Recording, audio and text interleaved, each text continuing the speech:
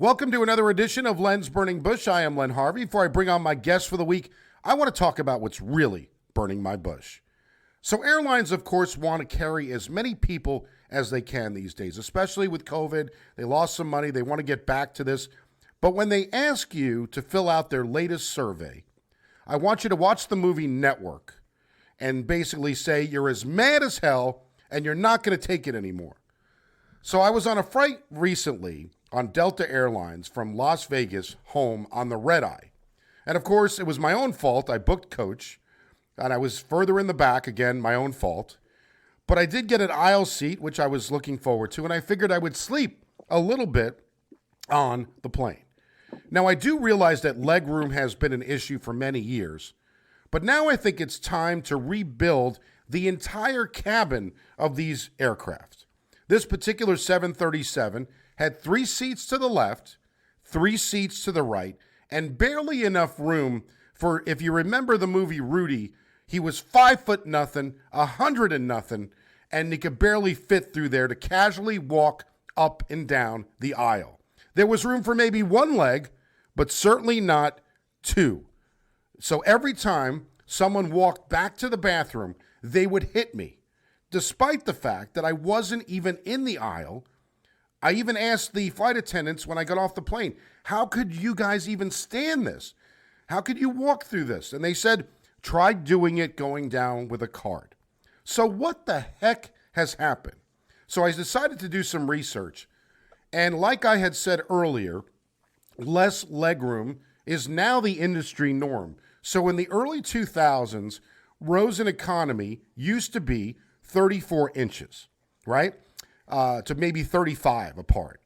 Now it is 30 to 31 inches typically, though 28 inches can be found on some flights as well. So they're really kind of skimping on that. But the biggest problem is now the seats have narrowed as well, from 18 and a half inches to, on average, 17 inches, which doesn't even really fit an actual normal sized person. Never mind if you're a little bit overweight, which some of us, got a little bit extra poundage, right? So in recent years, airlines have been redesigning cabin space and seats alike in order, of course, to jam more and more passengers into planes and maintain what, of course, is profitability, right? So we can't blame them for making money, but in the same, shouldn't we be a little comfortable? Less, leg room for your knees they give you, and it's also issues of less room for your upper body, your face, your head, especially when someone reclines the seat in front of you to take a snooze. So this is a major issue for everyone.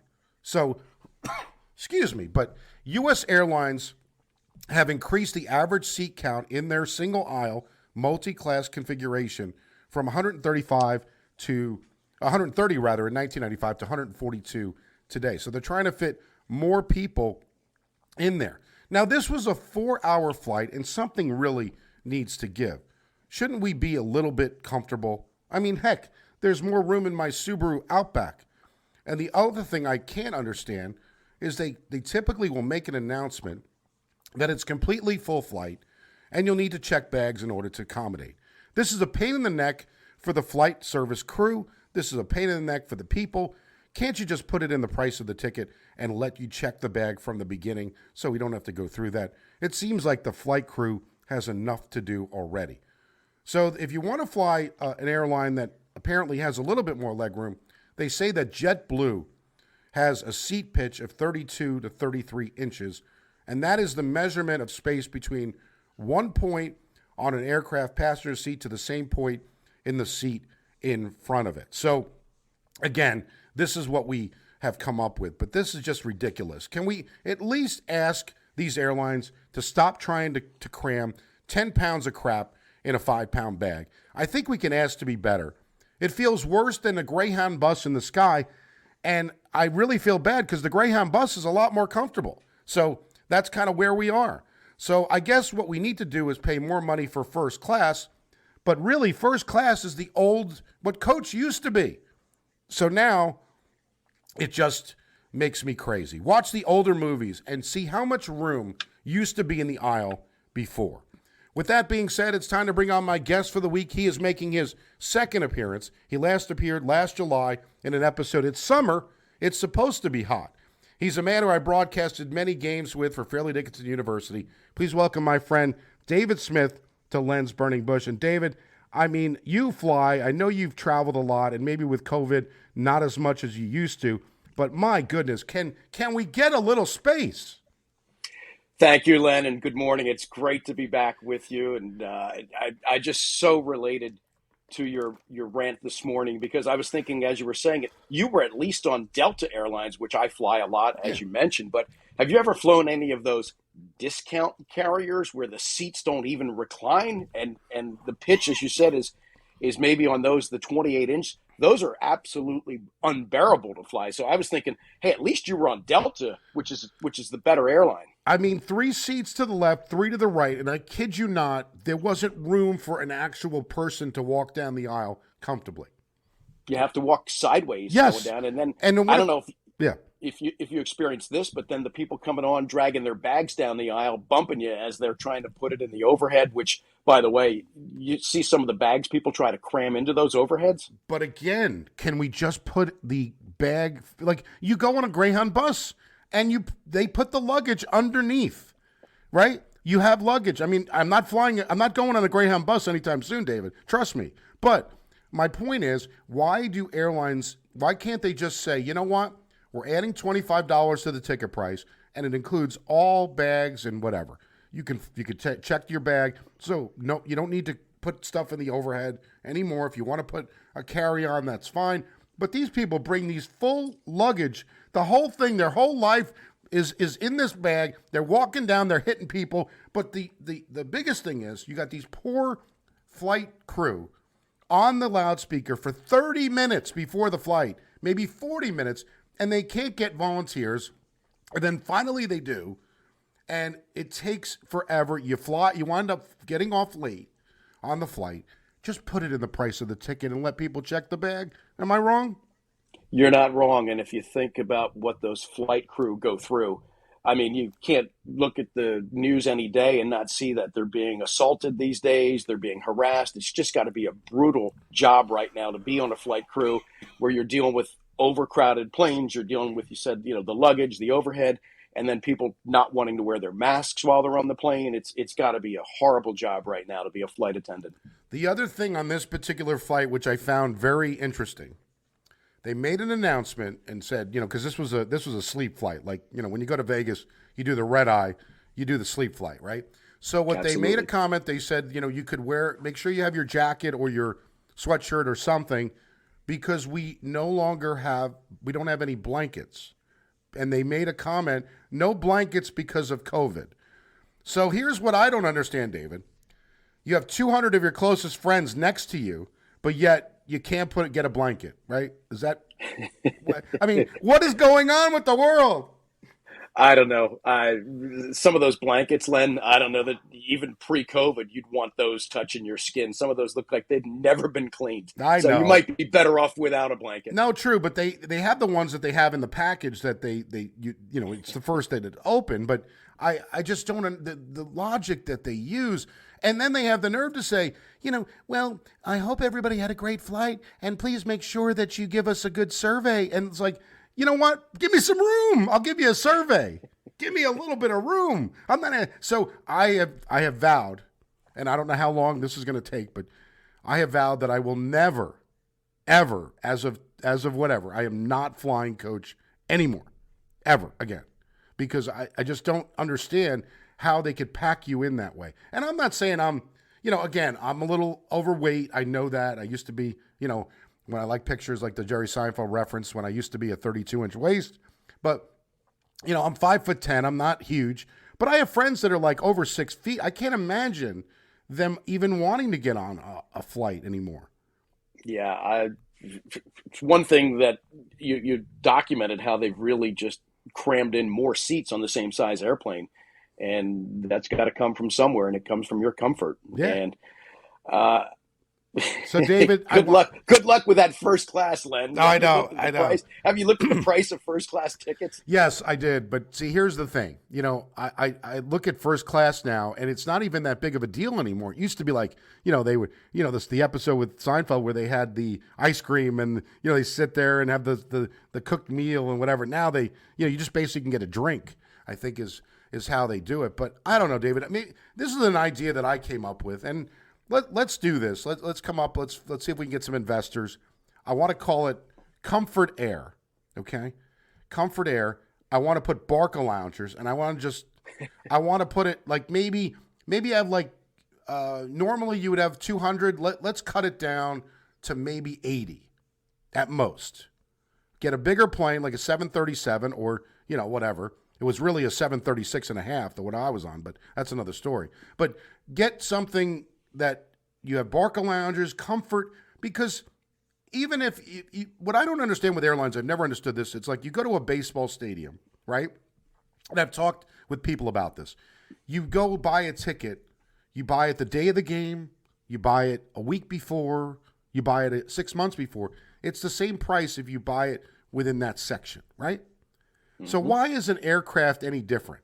Why can't you just have, here's a stadium view, here's your prices, this is what you pay if you want to sit in row 1, in row 5, in row 10, this is the price, and this is what you pay.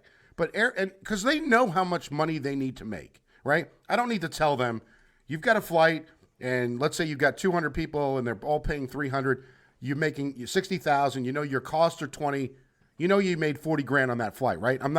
This is not heavy math here, David, right? I'm not going crazy. I think you got it. Okay, good. So my point is, if I come up with a way where maybe you do 80 seats, and maybe $500 would be 40 grand. Let's say we go to $600. You don't think people would spend $600 on a flight that you could actually be comfortable on, as opposed to $300 on a flight that you're basically miserable for 4 hours? I'm loving that Barca lounger idea on Len's Comfort Air. Let's do it. Comfort Air. Let's do this. Let's get this together and stop the nonsense. Stop this packing this 10 pounds of crap in a 5-pound bag. I can't stand it anymore. Man, you are fired up from that flight from Vegas. Wow. It was brutal, David. I tell you the truth. I was so angry because I kept getting hit. It was the scene from, the movie with Wedding Singer, when she's in the aisle and she's getting hit with the cart with the elbow. But it wasn't even the cart that was hitting me. It was actual people hitting me. And they didn't even remotely apologize. Nobody even cared. I was getting hit 50 to 60 times on that flight. Just nobody cared. And you were toward the back of the plane, which means everybody going to the restroom was going right past you. Yep. Not a good sleeping flight. Oh God, it was brutal. It was brutal. So I got home, I slept a little bit, but it was a rough go. And Vegas, we all go. It's a great place. But coming home is always a tough thing. I always equate that to when you're going down the escalator at McCarran Airport and you see the big "Welcome to Vegas" sign. Everybody who's going down the escalator is all excited. They've got places to go. And then you see the miserable people coming up the escalator, and they're the ones coming home, and that's kind of what it is. They're coming home broke, hungover, tired, yes, and just generally miserable. It is a great dynamic to see people coming down the escalator and going up the escalator, leaving Vegas. Yeah, that's why they have movies Leaving Las Vegas, and they have movies right, and then they have The Hangover, which is going to Vegas. But it's a lot of fun. But one thing that's great about Vegas, restaurants and food, and just I love it. I can't get enough of it. But I think for now I'm not going to drive because I'm not driving 3,000 miles. But it would be more comfortable in my Subaru Outback. Hey, you might give it a drive, right? How long would that take you from your part of the country? A couple days? It'd probably be a good. If you do like 700 miles a day, you'd probably get it in about 3 days. There you go. Until Comfort Air comes around, that's what you do. Comfort Air, baby. I'm telling you, I think it would sell the Barca loungers where you could actually take a nap. I mean, get back to the old days when didn't they have, don't they have that in the Middle East in other places where you could fly and you sleep, like Abu Dhabi or something when you fly there? Don't they have those cabins when you can sleep? Not that we can afford. Oh no. I realize that, but isn't there some happy medium? Anyway, it's just crazy. Well, What's Vegas like these days? well, you have to wear the mask inside the casino. At restaurants and wherever you don't have to, and then if you're outside, you don't need to wear the mask. But going to Lady Gaga concert, which, by the way, I don't know what your feelings are on Lady Gaga, but go ahead. You were going to say something. You don't look like a typical Lady No, Gaga fan to I, me. I, All I right, am just not. wanted to put that out there. I am not, but I want to say this that I did see the show. She puts on a cabaret type show, which with she's got the orchestra. I had no real expectations because I've never really seen her. I had no desire to see A Star Is Born. I'd rather take my eye out with a pickaxe than to see that movie.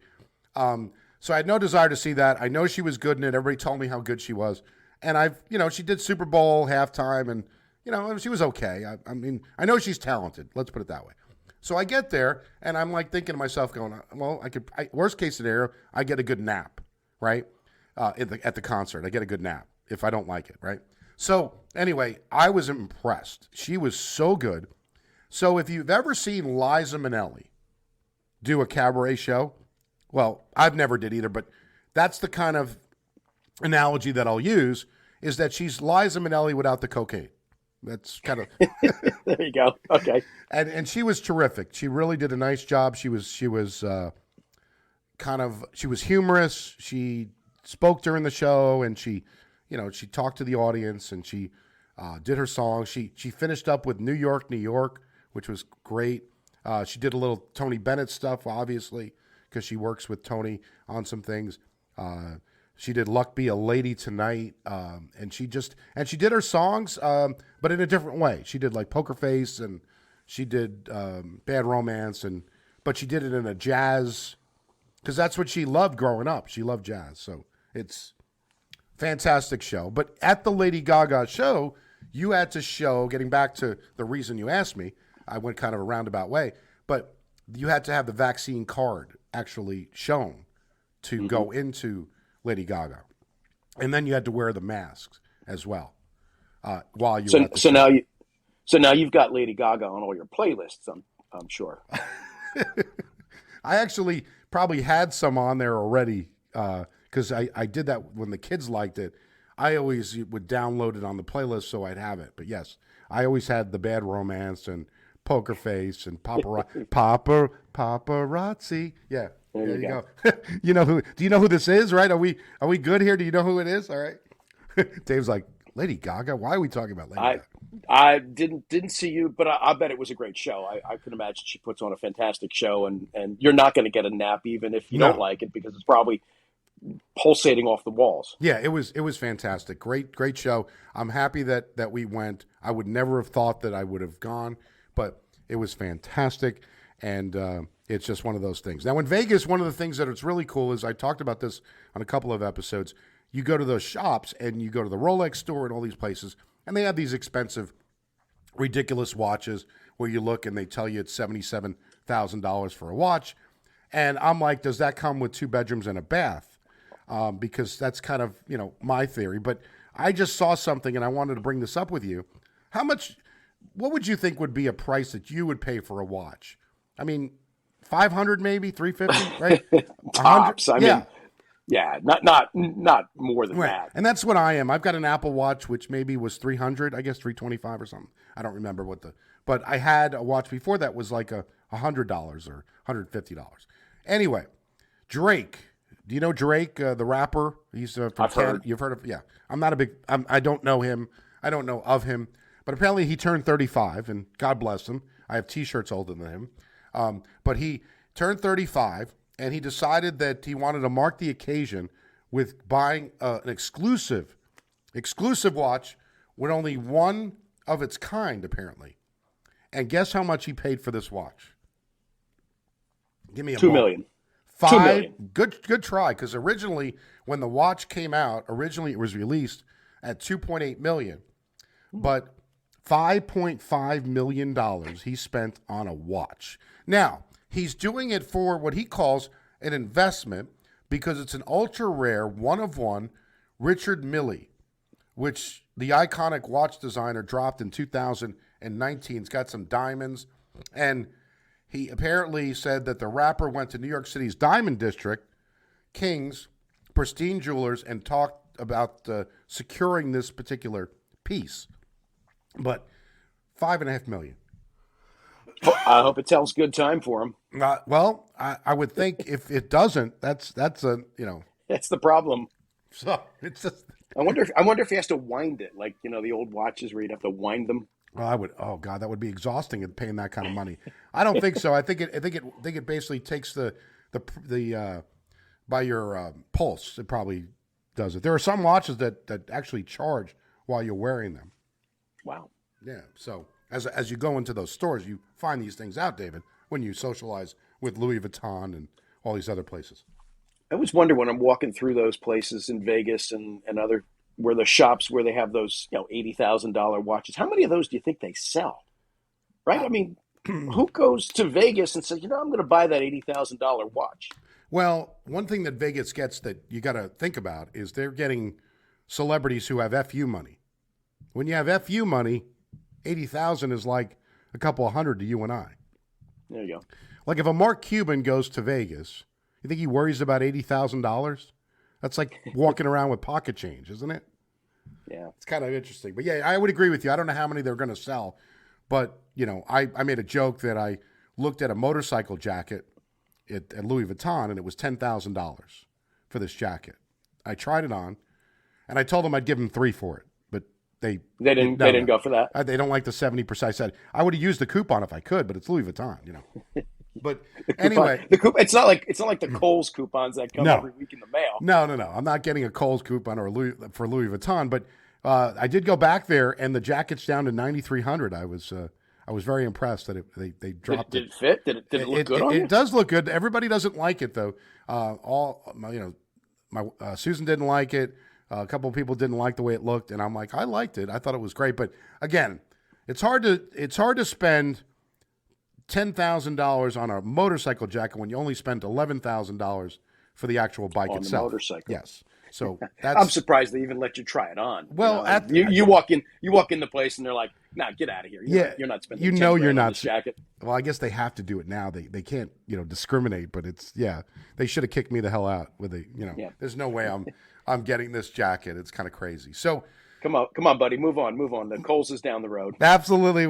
Michael Kors becomes a better look for me. Anyway, you and I both obviously I grew up in New York, New Jersey. You still live in New Jersey. Yankee fans to the degree both of us are, and of course another disappointing end to a season for us. And one thing that I found out, and I saw that Garrett Cole, who, it's funny how. Ever since they stopped using the sticky stuff, he became an average pitcher. Did you notice that? That same thing happened to Aroldis Chapman, too. Yes, I've noticed. Yes, the timing on both of them was directly related to the sticky stuff being banned. Now we're not accusing anybody. We're not. Let's be honest, right? But Garrett Cole reportedly got into a heated confrontation with Brett Gardner, right? After Gardner attempted to make light of that sticky substance and. It's just, I don't understand, if you're cheating, and you get upset if somebody, like, it was the whole thing with Clemens and it was even Lance Armstrong. All these guys were cheating. Everybody knew that they were cheating, but they were deny. And it's just, you know what? Just admit it.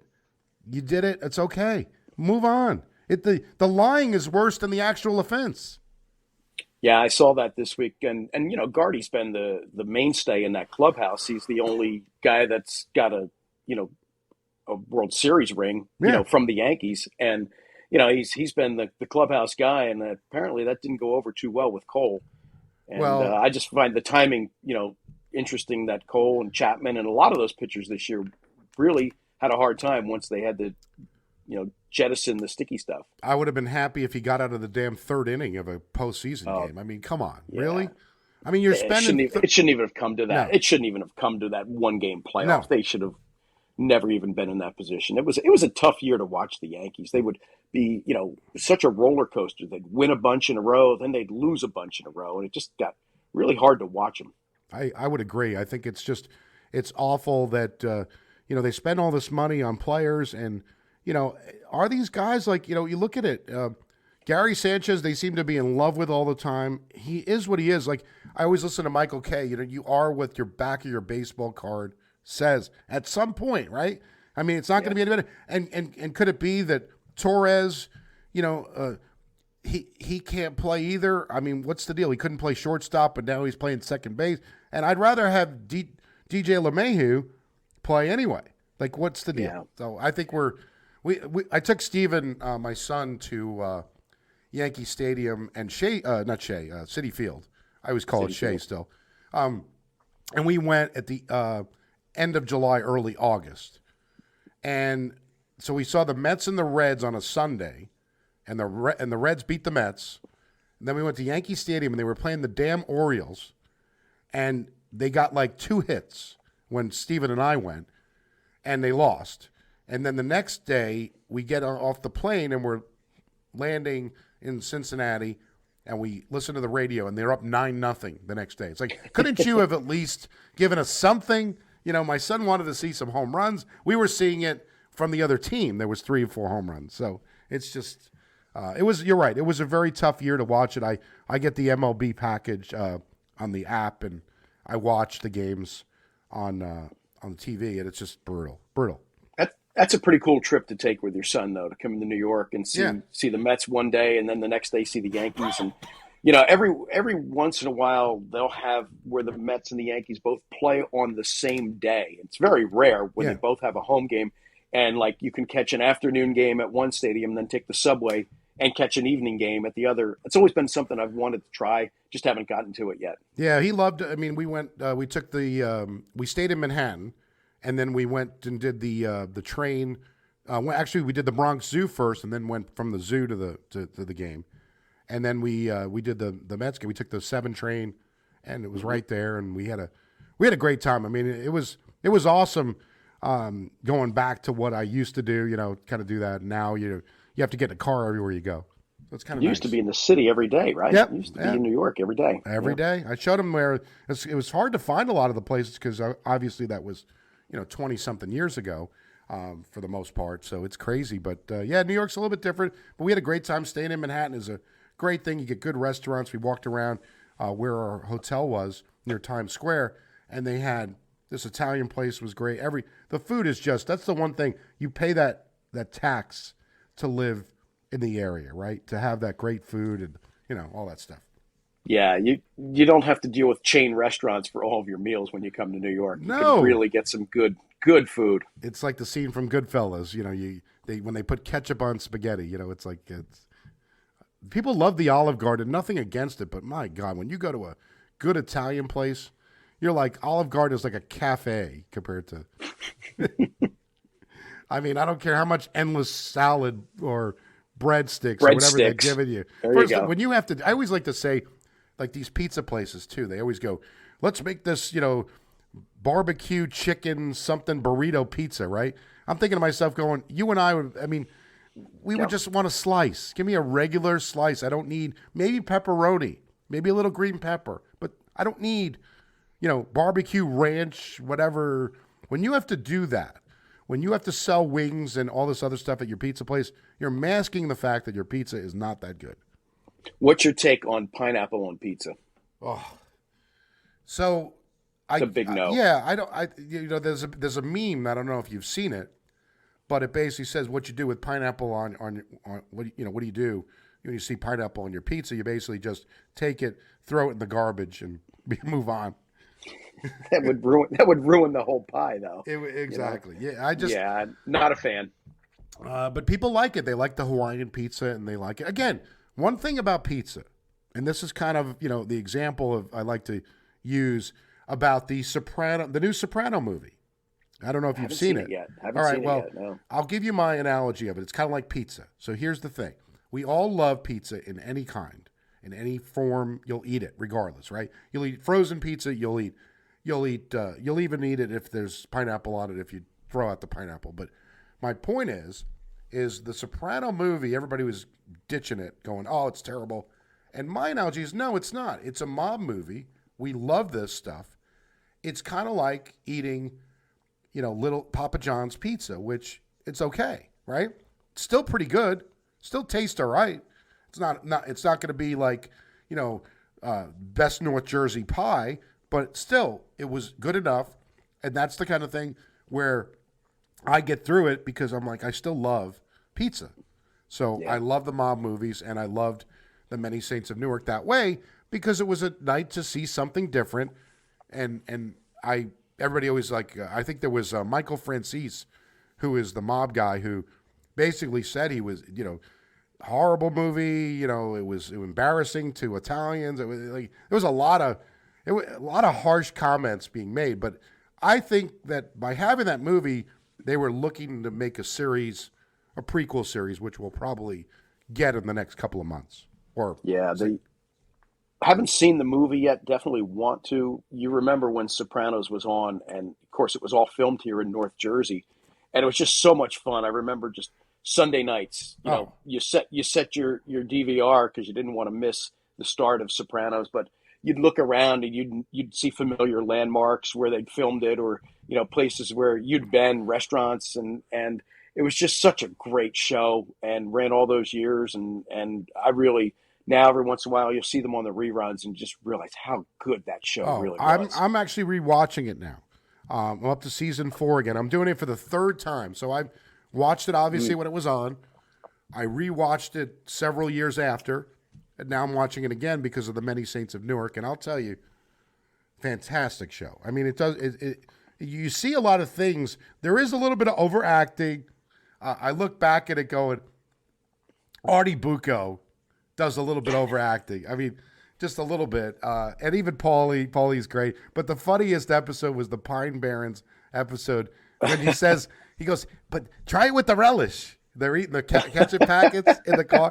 I swear to God, I'm laughing hysterical. But just so many great episodes of that show, and it really.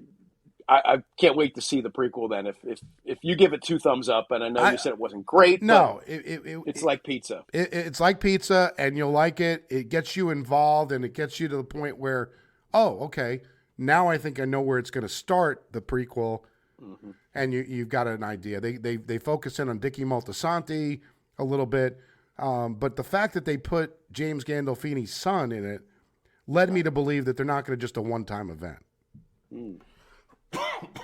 So that's Michael Gandolfini in there. So he's pretty good in it. So I don't know. We'll see. Otherwise, David, you're doing well. It's I do games here now, and I've got a good partner, but no one is like you. You and I would go out after. We'd have our Chicago Classic Pizza and a Sam Adams. We would do Pizzeria Uno, and it's funny. As Jersey guys, that wasn't exactly the best pizza place, but we liked doing the Chicago Classic at the time to do it. Now we do a post-game show with what I do now, and it's kind of fun. We go to a place called Roosters, and they've got chicken wings and stuff like that, and it's a fun place. Have a couple of beers after the game, but it's just different. It's funny how 20 years later doing the same thing. Well, I think our Pizzeria Uno is now a Chuck E. Cheese's, so I really think we wouldn't be going there if we were still doing games together at the Rothman Center. Do you watch it? No, yeah. I've been following some of the stuff you're doing for high school football, and I'm so happy you're still doing sports on the radio, Len. And I know how much fun we had doing them together back in the day, doing the FDU games, and just really happy that you're still able to do it. And I know it's a labor of love for you because you do have a full-time job, and then you do the podcast on Saturdays, and you do the football games on Friday nights. And, I know that amidst all of that, you've got a regular job to do too. So it's just it's good that you're still doing it. And every once in a while I get to catch a clip or 2 of you when you post it. So keep doing it and keep posting them. Well, thank you, sir. It's always a pleasure. And, you and I could talk for hours doing this show. We basically 2 curmudgeons talking about going to Vegas. It is a good show, and we'll continue to do it. I hope the family is well. Everybody's good. You look good. All good here. Yep. And glad to hear your gang as well. Jenna and Steven are doing well. Yep. And then now that they're grown, you can go to Vegas anytime you want. Well, that's what it is. That's why I've been going a little more trips, but I've got to slow down a little bit. I think I need to take a couple of weeks not to do anything. I need to just kind of, be smart, not try to do too much, because, it's like the recovery time when you're younger. I like to say when in my 20s, I'd go out 4 to 5 nights a week. And now in my 50s, I go out one night and recover 4 to 5 nights. It's kind of the same thing. Hey, look what you have to look forward to tomorrow. Trick or treat. Oh, that's right. Little Halloween. What's your favorite candy to give out or to get? Snickers. Yeah. Snickers. I'm more of a Reese's yeah. peanut butter cup kind of guy, but I do like what was that? They call it a 10,000. It was a 10,000 grand bar now or 1,000. Those The 100 grand. 100 bar. Grand. Yeah. I like that. And there's not like with ice cream and candy. I think there's not much that I don't like, but I know I don't like the candy corn. I'm not a candy corn person. I don't like any of that stuff. That they could throw that out. That's like pineapple. That is no useful need in the world. Candy corn. No, don't give that out tomorrow. The Halloween trick or treaters. They don't want it. They don't want to see it. It's chocolate is usually a good thing, and the big Hershey's bars. Spend some money for a change. Give the kids what they need.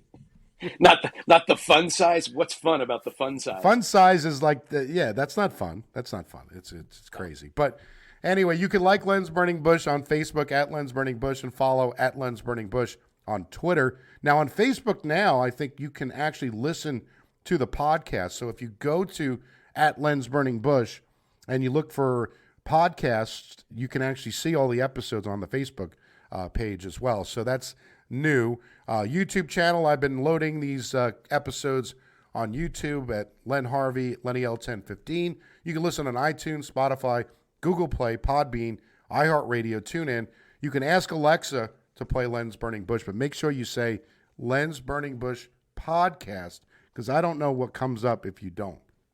So Stitcher, Pandora, all of these places you can consume the episodes. So thanks for everybody for listening. Thanks to you, David Smith. It's a pleasure as always, and we'll do this again. So thanks, Len.